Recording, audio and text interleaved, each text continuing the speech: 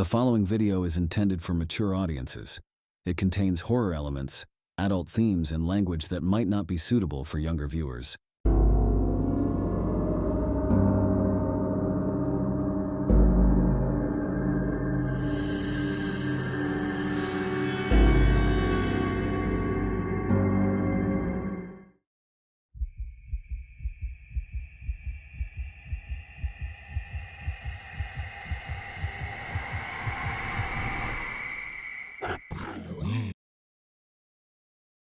In 2016, Cabin Fever made a comeback. This remake maintained the essence of Eli Roth's 2002 cult film while adding modern styles and deeper themes. Directed by Travis Sarowny, it kept Roth's original vision but updated it for a modern audience. It kept the disturbing gore that Cabin Fever is known for, but added a cleaner visual style and a creepy psychological layer. From its scary opening scene that echoes The Shining to its focus on body horror, Cabin Fever shows how one small decision can lead to chaos. As a viewer, I found the movie deeply unsettling, yet very impactful due to its blending of intense horror with smart commentary on isolation and distrust. Sarowny sticks to Roth's original story in his version of Cabin Fever. Friends go on a trip to a remote cabin in the woods where they encounter a flesh-eating virus that pushes their morals to the limit. While this reboot is definitely gruesome, true to Roth's style, it stands out by focusing on character psychology, examining human reactions when faced with physical and mental breakdown. One notable feature of this remake is its nod to The Shining, especially clear in its music and opening scenes. Sarowny captures the lonely feeling of the forest landscape, filling early scenes with ominous undertones reminiscent of Kubrick's film. For fans of classic horror, this musical and visual tribute sets an immediate tone, promising fear mixed with references to well-known works in the genre. The movie also gains from improved cinematography and moody lighting used by Sarowny to create an oppressive atmosphere within wide woods and tight cabin spaces. This clever use of tension and mood makes Cabin Fever both an homage to classic horror and a unique piece of horror genre craftsmanship. As a viewer, I found the change of setting from welcoming to terrifying subtly done yet very effective. The story revolves around the mental breakdown of its characters as they deal with the consequences of one bad decision after another. A hopeful retreat quickly turns into a nightmare when the friends encounter a sick hermit. Their choice not to help him, though arguably sensible for self-preservation, leads to their downfall.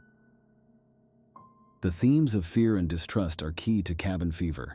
As the disease spreads among them, their tight friendships break down into paranoia and survival instinct. Sarowny shows this decline with harsh realism, showing how quickly manners can collapse in a life-or-death situation.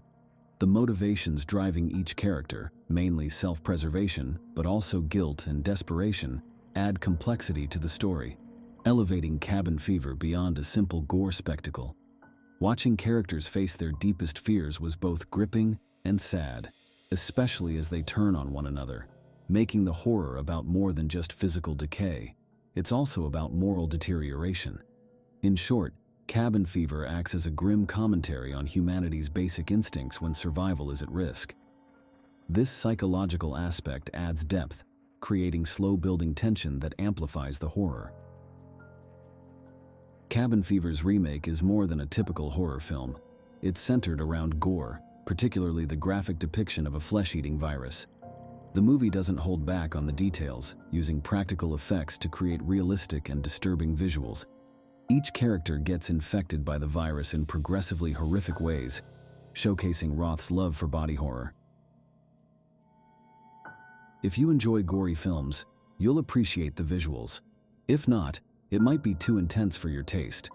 What sets this film apart is how it uses body horror to physically represent each character's psychological fear.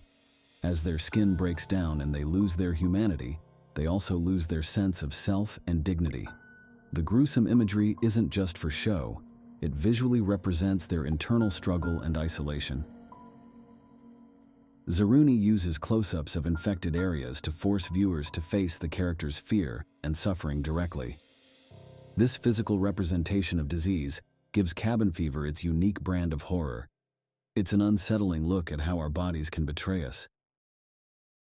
Even though I expected gore from an Eli Roth-inspired film, I was surprised by how far this version went. It's pure horror that might turn off people who don't like body horror, but will please hardcore fans. The film explores character motivations and how they change as the situation worsens. Initially, friendly relationships break down as the virus spreads and tests loyalty. Characters' motivations vary from survival to self-sacrifice, with some willing to do anything, even hurt others, to stay alive. As the characters in this film struggle with the devastation caused by the virus and the deteriorating society around them, they also face a decline into isolation and paranoia. This serves as a powerful reminder of the film's main theme. Isolation can be just as frightening as any tangible danger.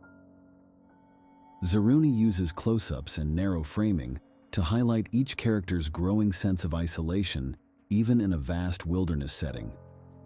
This focus on both physical and emotional isolation adds a menacing undertone to the film, emphasizing its psychological horror.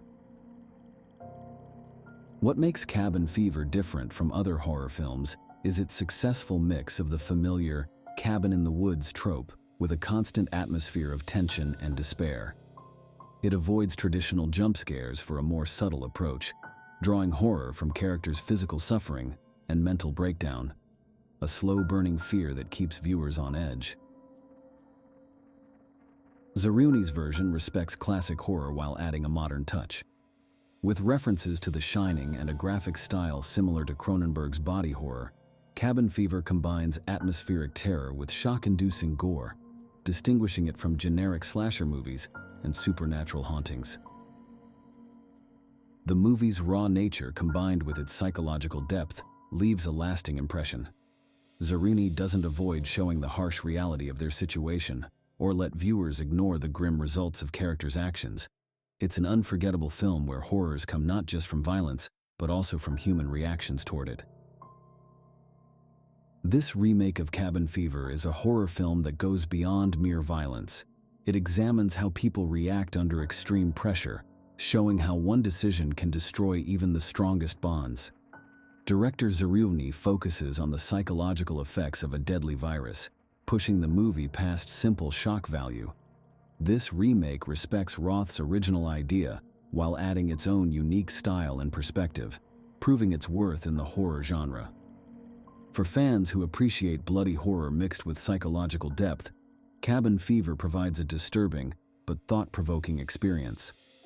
Zeruni's reimagining tells a story of survival and downfall that hits home universally and specifically. It suggests that real fear often comes not from monsters or ghosts, but from the choices we make when trapped. This is a horror movie that gets under your skin, both literally and figuratively, forcing you to confront the scary reality that sometimes our worst enemy is ourselves. The remake of Cabin Fever is a body-splattered teen horror sci-fi thriller that is 1 hour and 39 minutes long and is rated R. In review of the 2002 original coming soon, the Southern Underworld gives it 4 bloody knives. Don't forget to like, comment, share, and subscribe to the channel. See you next time. Thank you for watching.